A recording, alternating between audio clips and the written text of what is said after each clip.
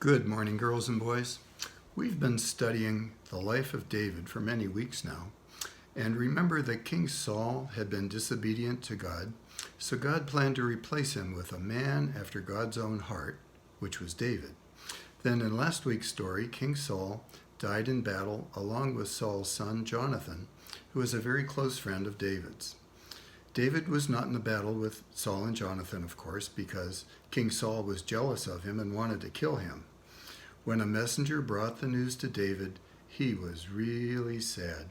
So he wrote a lament about King Saul and Jonathan. A lament is a sad song, and David required the men of Judah to learn it.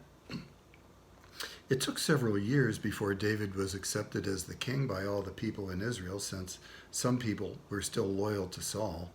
But after almost 8 years, Israel was united and happy to have David as their king, because David truly loved God with all his heart and was obedient to God.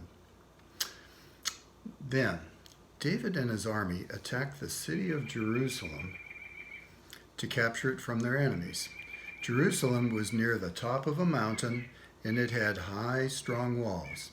But they entered the city through a tunnel under the wall that carried water from a spring into the city. So David captured Jerusalem and made it the capital of Israel. Now, boys and girls, I want to tell you something interesting about this mountain. Do you remember long ago, maybe I told you this story about Abraham and how he was told by God to climb a certain mountain and kill his son Isaac as a sacrifice to God. Do you remember that story? Abraham didn't want to do that, of course, because he dearly loved Isaac, but he was obedient. And just as he was about to kill his son with a knife, the Lord called to him from heaven and said, "Abraham, Abraham." And Abraham said, "Here I am." Then God said, "Do not lay your hand on the boy or do anything to him, for now I know that you fear God, seeing that you have not withheld your son, your only son, from me." And Abraham lifted up his eyes and looked, and behold, behind him was a ram caught in a thicket by its horns.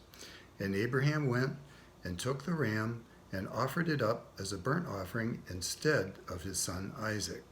So Abraham called the name of that place, "The Lord will provide." As it is said to this day, "On the mount of the Lord it shall be provided."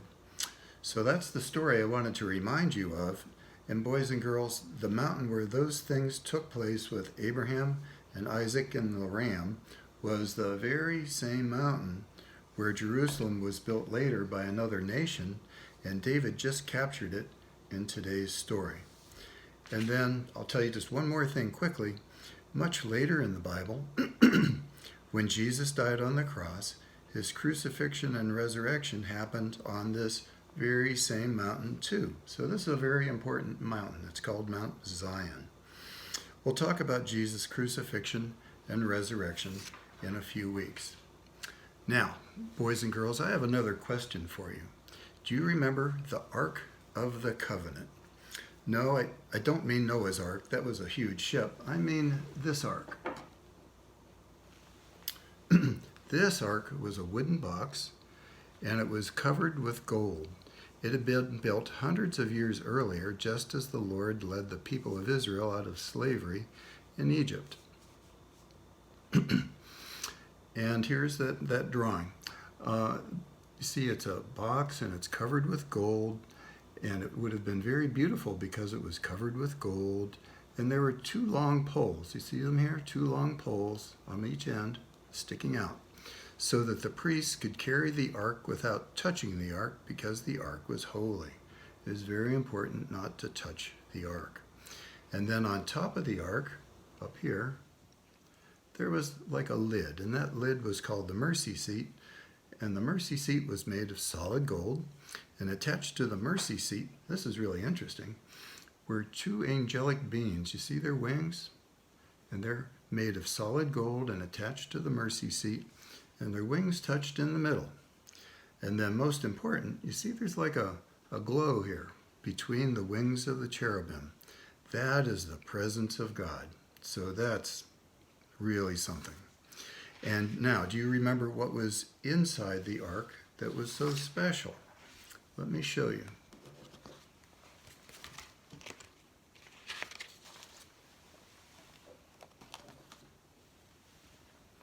First, there were two pieces of flat stone. See them here in the drawing? And some words were written on them. And do you remember what was written on them? I bet you do. Yes, that's right. The 10 Commandments were written on those two tablets of stone. And do you remember who wrote those words on the two tablets? Yep, it was God himself. The words were written by the finger of God. And there was also a gold jar inside the ark with some of the miraculous manna that God gave to the Israelites. They needed to eat that manna when they lived in the desert after being rescued from slavery in Egypt because there was nothing else to eat. And there was also a stick. You see it here? That stick was actually the staff, or maybe you call it a walking stick, that belonged to Aaron, the first high priest. And at one time, God made Aaron's staff bloom with flowers. Do you see how it's blooming? To show the people that he was God's choice to be the high priest. So, the ark was the most holy and precious thing in all of Israel. So let's go back to the ark. Now, during the time that Saul had been the king before David, the ark had been captured by the Philistines in a battle with Israel. But God was angry that they'd captured it and kept it, and God made many of them sick, and some of them died. So the Philistines returned it to Israel. And for a long time, the ark was in a house of a man named Abinadab. Now, many years later, when David was king, and he lived in Jerusalem, David wanted to bring the ark to Jerusalem and put it in the tabernacle in Jerusalem. So David and thousands of people made a big parade with singing and music to bring the ark to Jerusalem. But David and everyone else forgot what God had said. They didn't carry it with two poles. Instead, they put it on a wooden cart that was pulled by two oxen. So let me show you that. So there's the cart. And there are the two oxen pulling the cart.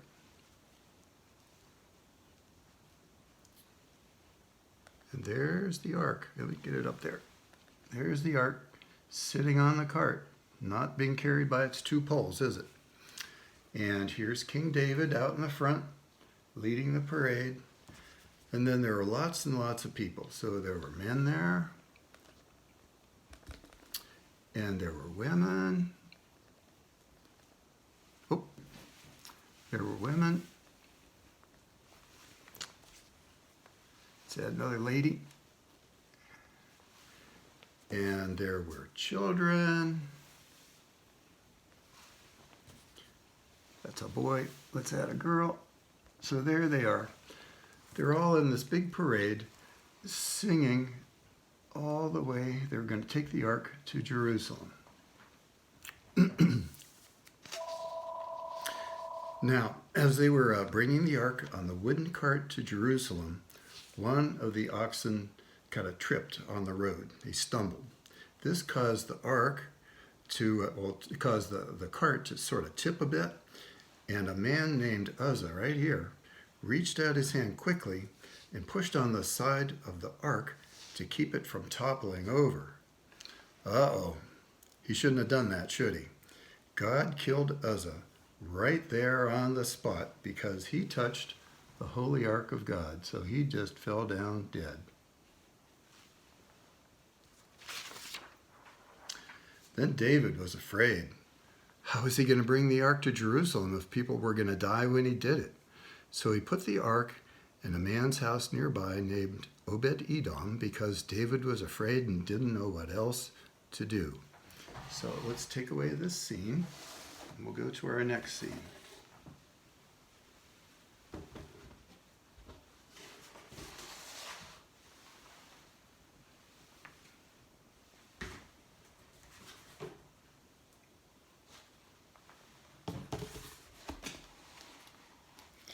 Here's our next scene. About 3 months later, when David, he was the king, of course, and he was living in Jerusalem. And while he was in Jerusalem, a man came to and brought him a message. He said, God has really blessed Obed-Edom and his whole household where the holy ark is being kept. So David was really encouraged to go and bring the ark to Jerusalem again. But this time it would be carried the right way by priests using 2 poles so they wouldn't touch the holy ark. So let's go back to the other scene.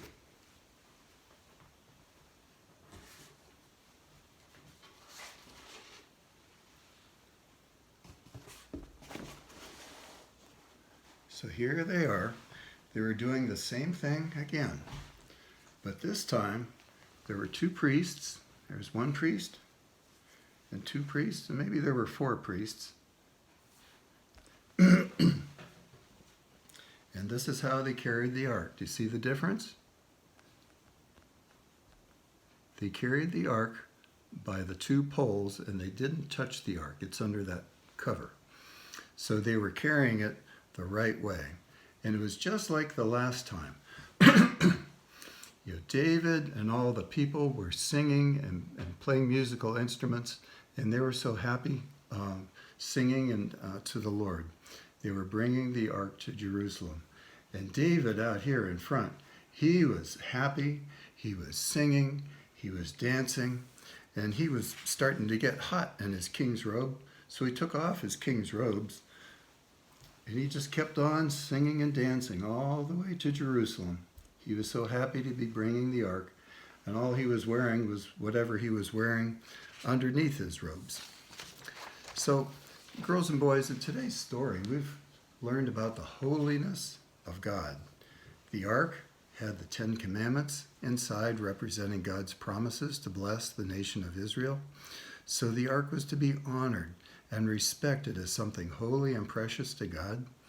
And we saw what happened when the priest did not carry the ark by its poles. Instead, they just put it on an old wooden cart pulled by oxen, and then someone died when he reached out and touched the ark. But God was pleased when they carried the ark the right way, all the way to Jerusalem. So I have a memory verse for you, boys and girls. Here we go. Now repeat this after me, one phrase at a time. Holy, holy, holy is the Lord of hosts. You say that. The whole earth is full of his glory. Now you say that. And that's in your Bible in Isaiah 6, verse 3b. You say that. Let's do it again the same way.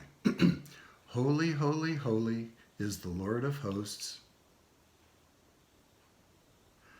The whole earth is full of his glory. You say that. And that's in Isaiah 6, 3b. You say that. And now you say it as I'm saying it. One last time. Holy, holy, holy is the Lord of hosts. The whole earth is full of his glory. Isaiah 6, 3b. Now let me explain to you, boys and girls, some of the words in this verse. See, it starts off, holy, holy, holy. It says the same word 3 times. And that's a special way in the Hebrew language of saying this is something really, really important. It's like saying, it's really, really, really holy. And what's holy? The Lord of hosts. Now what does that mean? That means that God in heaven is the Lord of, and hosts, those are all the angelic beings who are in heaven. And not only is the Lord, the Lord of the hosts in heaven, and his glory is in heaven. Look at this next part. The whole earth is full of his glory. So it's not just the angels in heaven, it's just the whole earth is full of his glory. Or in other words, everything that God made, which is everything, is full of his glory because God made it that way. So boys and girls, never forget to treat God as holy. And that begins when you ask Jesus to be your Savior. And then you should continue for the rest of your life to honor the Lord and obey the Lord. And then someday you'll go to heaven where you'll actually see the Lord and you can worship him there forever and ever. And as always, talk to your mom and dad about anything you want to know. So bye, and we'll see you again next week.